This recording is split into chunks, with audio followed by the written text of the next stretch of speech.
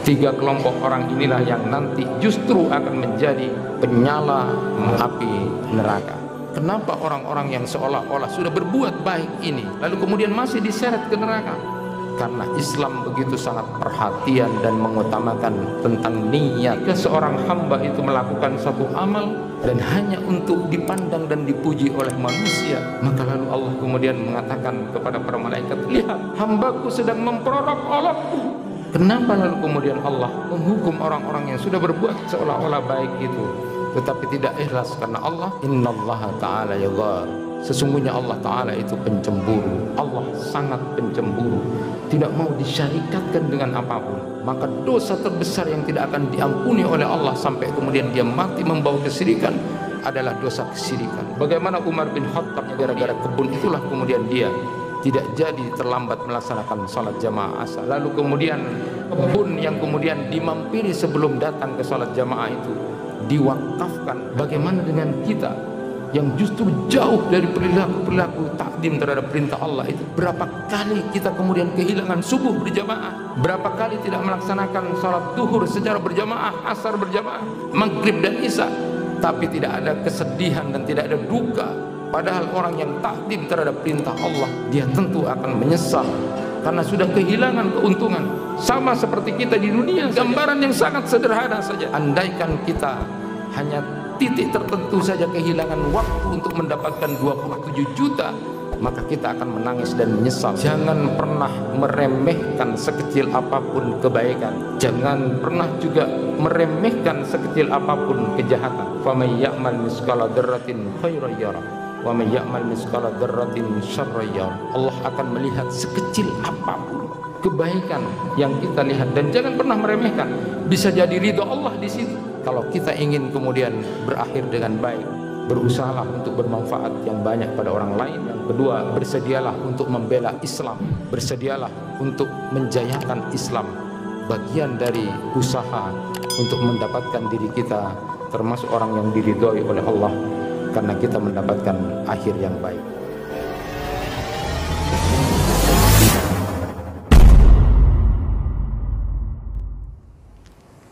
Assalamualaikum warahmatullahi wabarakatuh. Innal hamdalillah nahmaduhu wa nasta'inuhu wa nastaghfiruh wa na'udzu billahi min shururi anfusina wa min sayyiati a'malina. May yahdihillahu fala mudilla lahu wa may yudlil fala hadiya lahu.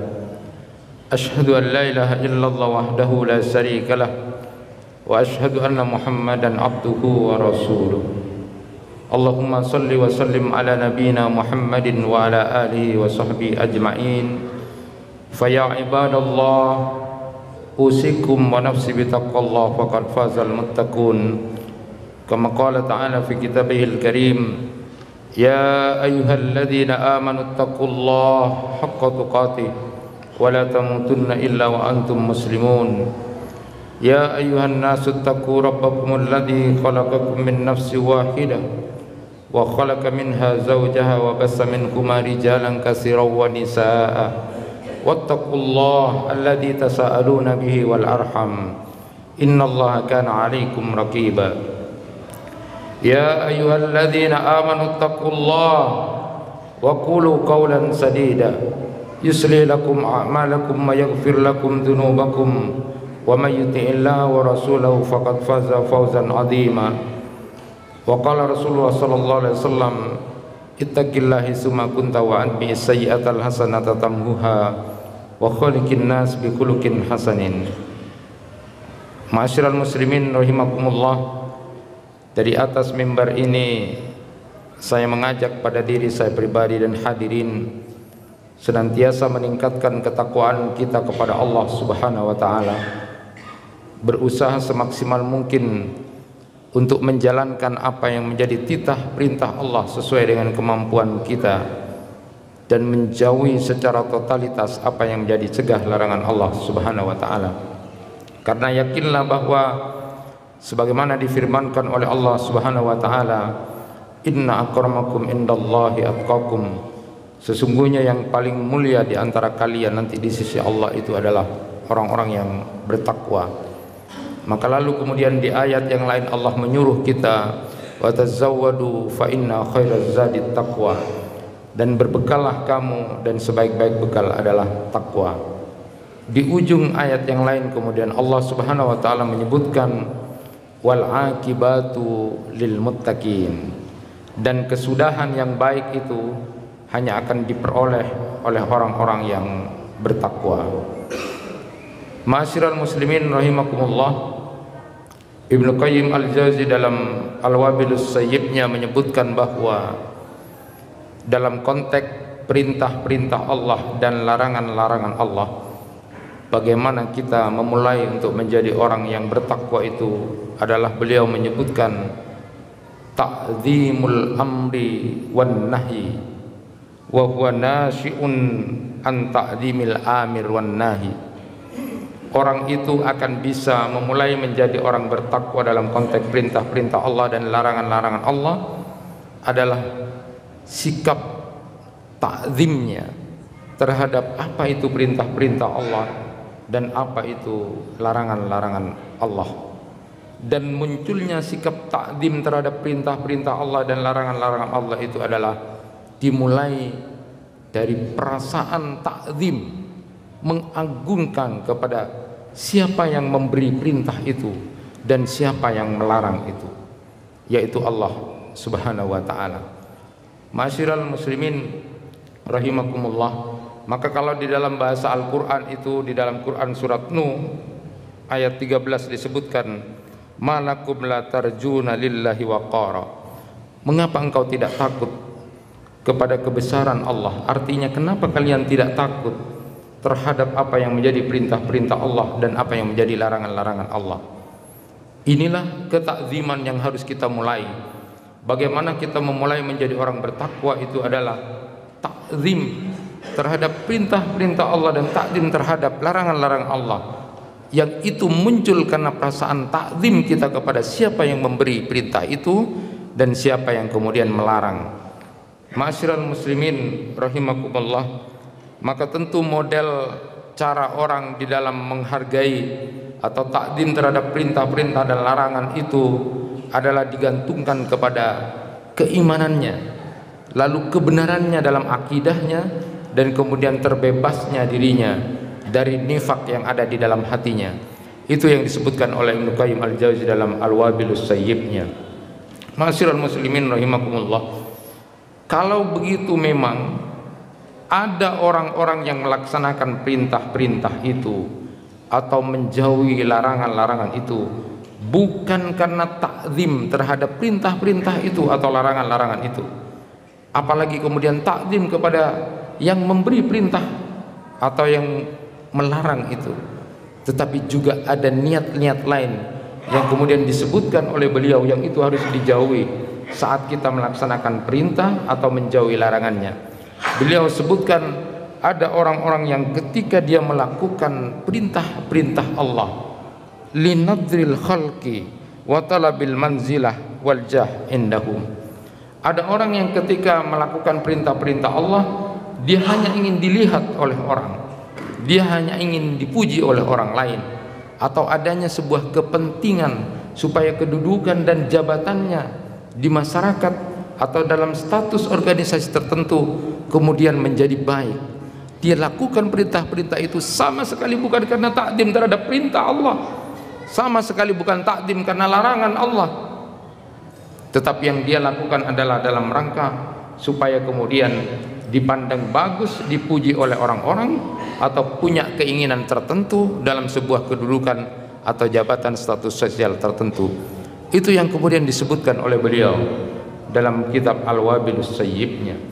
Maka kalau kita memahami tentang linadril khalqi ini, tentang bahaya linadril khalqi, sudah sering diingatkan bahwa ketika Abu Hurairah radhiyallahu an ditanya oleh salah seorang sesepuh penduduk Qais, penduduk Syam pada waktu itu, Natil bin Qais bersama beberapa orang, tanya kepada Abu Hurairah, "Ya Abu Hurairah, tolong sebutkan hadis yang kemudian engkau betul-betul mendengar dari Rasulullah sallallahu alaihi wasallam. Kamu betul-betul memahami, langsung mendengar dari Rasulullah, dan sampai sekarang pun terngiang-ngiang hadis itu. Lalu kemudian Abu Hurairah sebelum menjawab sempat terisak-isak, menangis, lalu kemudian sempat tersungkur, lalu kemudian ketika berdiri baru mengucapkan, aku ingat satu hadis Nabi sallallahu alaihi wasallam yang isinya itu menggambarkan ketika nanti Allah Subhanahu wa taala di akhirat bertanya kepada 3 kelompok manusia yang itu benar-benar membuat aku terisak dan menangis. Kelompok manusia pertama itu ketika ditanya, apa yang sudah kamu kerjakan selama di dunia ini dengan nikmat yang sudah diberikan Allah kepadamu? Maka lalu dia mengatakan, aku sudah berjihad, aku sudah berjihad, aku sudah berjihad, kata orang itu. Tetapi lalu kemudian Allah mengatakan, kadzabta, kamu berbohong. Sebenarnya kamu melakukan itu hanya ingin disebut sebagai seorang pemberani. Seret dia ke neraka. Lalu kemudian para malaikat menyeret orang ini ke neraka. Yang kedua, kelompok manusia yang kemudian ditanya oleh Allah apa yang sudah dilakukan selama di dunia dengan nikmat yang sudah diberikan Allah kepadanya.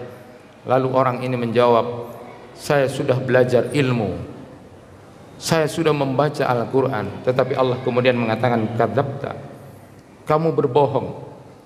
Saat kamu belajar ilmu, kamu hanya ingin disebut sebagai seorang alim, dan saat kamu membaca Al-Quran dengan bagus, maka kamu hanya ingin disebut sebagai seorang qari.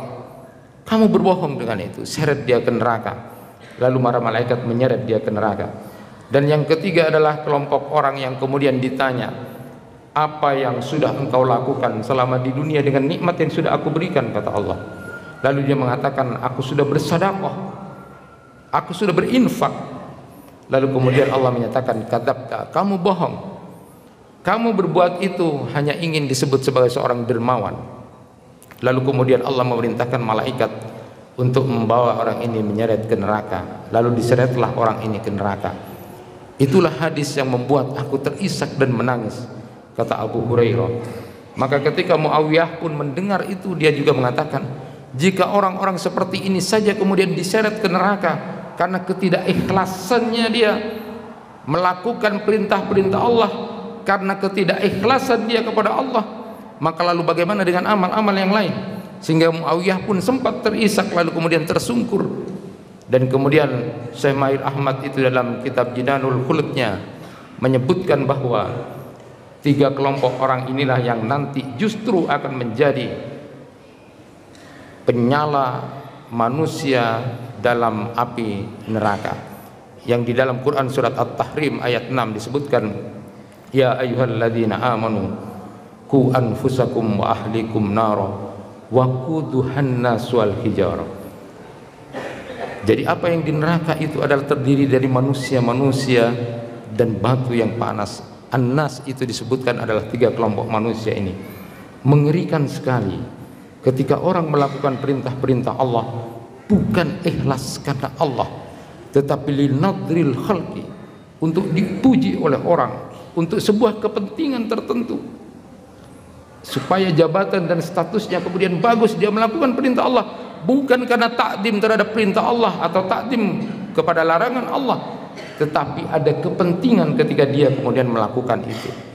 Maka hadirin yang dirahmati Allah, itu amal-amal yang utama sebenarnya, tapi menjadi hangus gara-gara tidak ikhlas kepada Allah Subhanahu wa taala.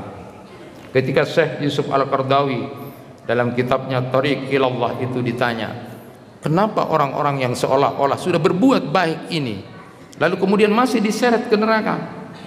Beliau lalu kemudian menjawab, yang pertama, karena Islam begitu sangat perhatian dan mengutamakan tentang niat. Innamal a'malu bin niyat. Islam begitu sangat memperhatikan dan mengutamakan tentang niat itu.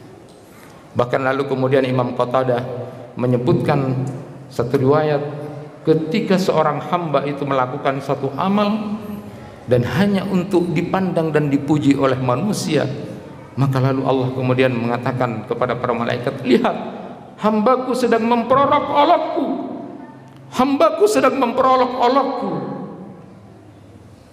Seolah-olah Allah mengatakan, hamba yang melakukan amal itu bukan karena Allah, tetapi untuk sebuah kepentingan tertentu, maka dia disebut orang yang memperolok-olok Allah. Di dalam kitab Minhajul Muslimnya, Syekh Wail Al-Hilwani juga menyebutkan kenapa lalu kemudian Allah menghukum orang-orang yang sudah berbuat seolah-olah baik itu tetapi tidak ikhlas karena Allah. Lalu kemudian menyebutkan hadis Nabi, innallaha ta'ala yaghar, sesungguhnya Allah Ta'ala itu pencemburu. Allah sangat pencemburu, tidak mau disyarikatkan dengan apapun. Maka dosa terbesar yang tidak akan diampuni oleh Allah sampai kemudian dia mati membawa kesyirikan adalah dosa kesyirikan itu, karena Allah tidak mau disyarikatkan dengan apapun. Ma'asyiral muslimin rahimakumullah. Lalu kemudian disebutkan oleh Ibnu Qayyim Al-Jauzi bahwa ada juga orang yang kemudian menjauhi larangan-larangan Allah itu bukan karena takdim terhadap larangan Allah atau kemudian takdim terhadap yang melarang atau Allah di situ, tetapi yang dia lakukan adalah lihasyyati sukutihi min a'yunihim yusattihi al-uqubat. Jadi karena ketakutan dia kemudian tidak dipandang baik lagi oleh orang. Dia tidak melakukan sebuah larangan bukan karena takdim kepada larangan itu atau kepada yang memberi larangan. Dia lakukan itu untuk tidak melakukan itu dalam rangka supaya kemudian dia tidak hilang dihormati orang, karena dia malu kalau melakukan larangan itu, atau kemudian dia takut dengan hukuman-hukuman syariat dunia yang kemudian akan diberikan pada hambanya yang melakukan larangan itu. Dia bukan takdim kepada larangan itu atau yang memberi larangan, tapi karena takut tidak dihormati orang. Dalam pandangan orang dia nanti kemudian tidak dipandang sebagai orang yang baik. Lalu kemudian dia juga takut kepada hukuman-hukuman itu. Inilah orang yang kemudian melaksanakan perintah Allah dan menjauhi larangan Allah bukan karena takdim terhadap larangan dan perintah itu atau takdim kepada siapa yang memberi larangan dan perintah itu, tetapi karena tujuan-tujuan tertentu yang sebenarnya bukan karena Allah Subhanahu wa ta'ala. Maka tentu berhati-hatilah, karena menjadi orang yang kemudian mendapatkan ridha Allah itu memang tidak mudah. Lalu kemudian disebutkan oleh beliau, lalu bagaimana model orang itu dalam rangka untuk melaksanakan perintah Allah Subhanahu wa ta'ala, disebut sebagai orang yang takdim terhadap perintah-perintah Allah. Maka lalu beliau menyebutkan alamatul awamir riayatu awqatiha wa tafsisu ala arkaniha wa wajibatiha wa kamaliha wal hirsu ala tahsimiha wa fi awqatiha wal huznu wal mukaabati wal asib inda fuwati haqqi min huquqiha. Beliau menyebutkan tanda-tanda orang yang betul-betul kemudian takdim terhadap perintah-perintah Allah itu adalah dia menggunakan waktu dengan baik ketika melaksanakan perintah Allah itu, rukun-rukunnya, kesempurnaannya, semangat untuk melakukan apa yang menjadi perintah Allah itu sebaik-baiknya dan tepat pada waktunya. Dia penuh dengan kesungguhan di dalam menjalankannya, dan lalu kemudian dia bersedih, dia berduka, dia menyesal ketika kemudian mengabaikan salah satu di antara hak atau perintah yang dia jalankan itu. Itulah orang-orang yang kemudian takdim terhadap perintah Allah. Dicontohkan misalnya salat saja. Orang yang takdim terhadap perintah Allah pada waktu melaksanakan salat, dia melaksanakan salat dengan sungguh-sungguh. Dia tepat waktu melaksanakannya. Dia penuh kesempurnaan di dalam melaksanakan salat, penuh kehusuan. Apapun dia lakukan untuk mendapatkan kebaikan dan cinta Allah pada saat melaksanakan salat itu. Dan dia justru berduka, menyesal ketika kemudian tidak bisa misalnya melaksanakan salat jamaah sekali, dua kali.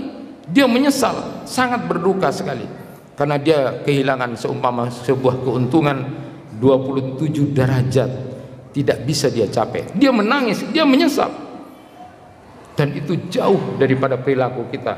Bagaimana Umar bin Khattab kemudian hanya gara-gara terlambat melaksanakan salat jamaah asar saja, hanya terlambat saja, lalu kemudian kebun yang kemudian dimampiri sebelum datang ke salat jamaah itu diwakafkan, hanya gara-gara kebun itulah kemudian dia tidak jadi terlambat melaksanakan salat jamaah asar.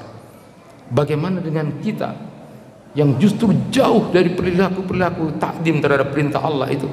Berapa kali kita kemudian kehilangan subuh berjamaah, berapa kali tidak melaksanakan salat duhur secara berjamaah, asar berjamaah, maghrib dan isya, tapi tidak ada kesedihan dan tidak ada duka.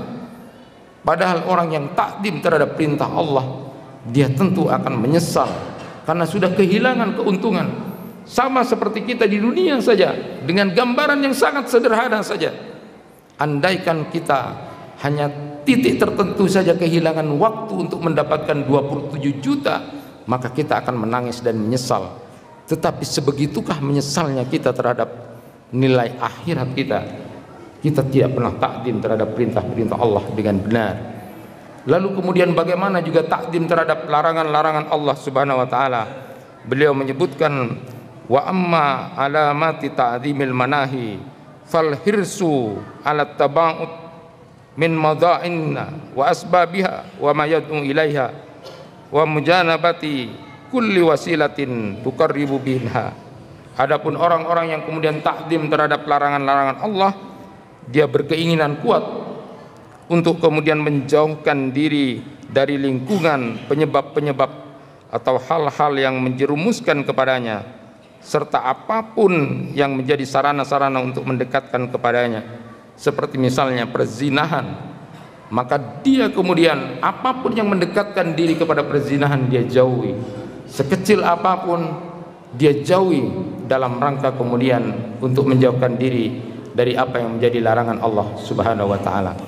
Ma'asyiral muslimin rahimakumullah, tentu apa yang disampaikan oleh beliau akhirnya dalam menulis tentang ketakwaan, tentang perintah-perintah Allah dan larangan-larangan Allah, yang pertama beliau sebutkan, jangan pernah meremehkan sekecil apapun kebaikan, jangan pernah juga meremehkan sekecil apapun kejahatan.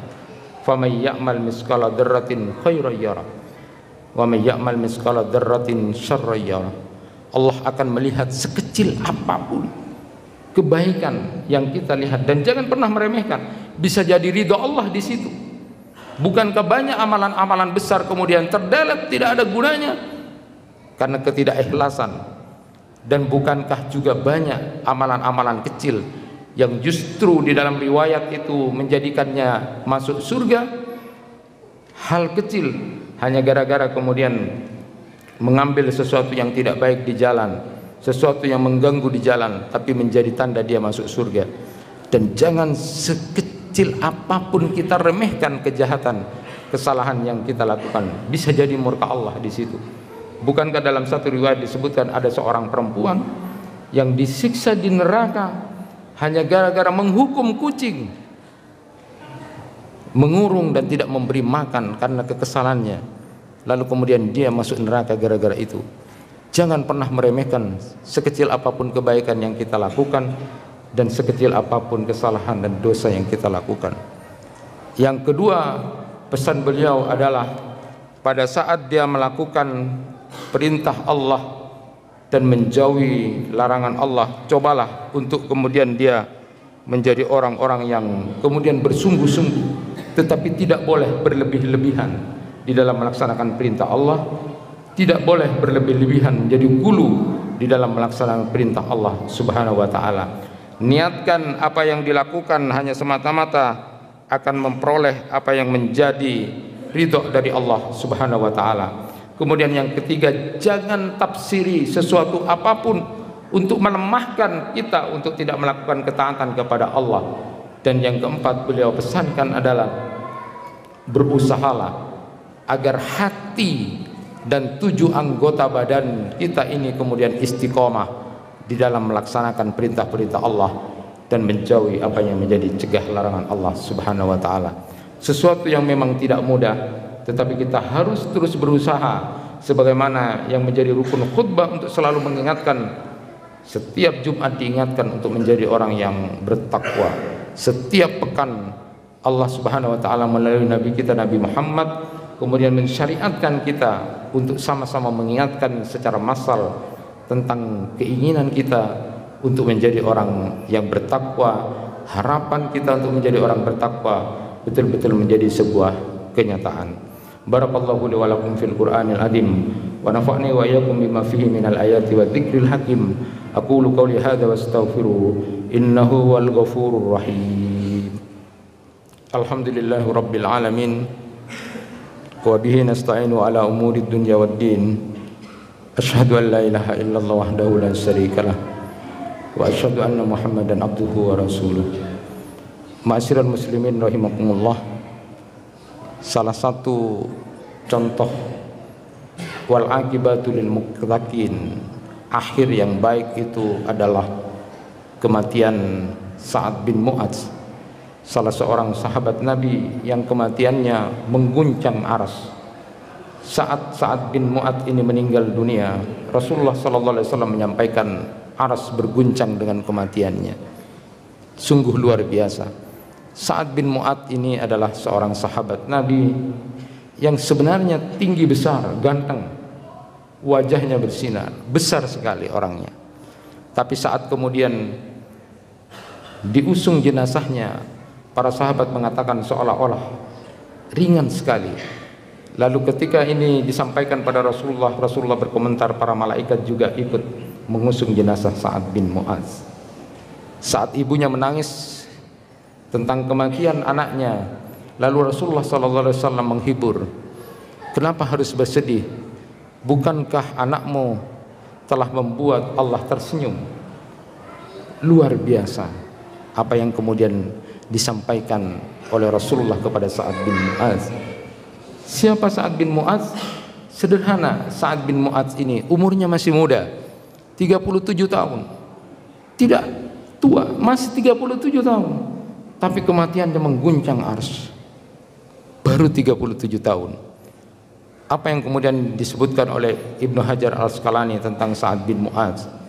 Karena Sa'ad bin Mu'adz ini punya keberkahan yang luar biasa pada orang-orang.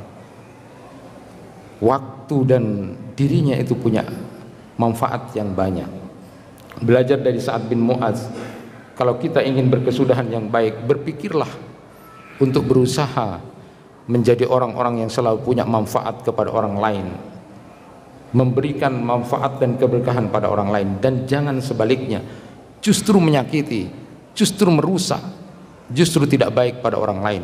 Berpikirlah untuk bisa punya keberkahan. Kalau ada sahabat yang kemudian merasa sakit hatinya, tidak ada tamu yang datang hari itu ke rumahnya, gara-gara dia merasa tidak ada gunanya hidup, tidak ada yang membutuhkan saya.